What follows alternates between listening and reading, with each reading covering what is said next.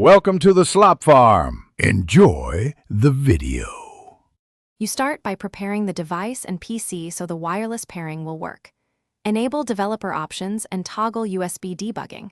This lets your computer issue commands. Connect by USB once to accept the RSA authorization prompt, because ADB requires trust. On the PC, make sure Android Studio and platform tools are installed and a DB is reachable in path. This avoids permission or missing command errors later. Once done, you're ready to switch from USB to Wi-Fi pairing without reauthorizing repeatedly. With the device authorized, you tell ADB to listen over the network. First, run a DB devices to confirm the USB connection and note the serial.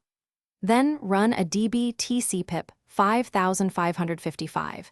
This restarts the daemon in TCP mode on port 5555, so your device accepts network connections. Next, obtain the device IP address from Wi-Fi settings or by running a DB shell IP route and parsing the output.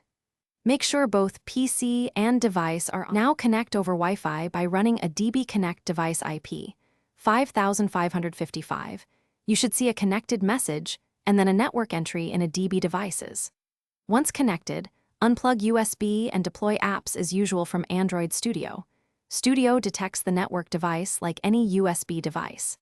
If it fails, make sure your firewall allows port 5555, restart the device and a DB server, and reissue a DB TCPIP 5555. A final tip: if pairing repeatedly fails, toggle USB debugging and reauthorize the PC.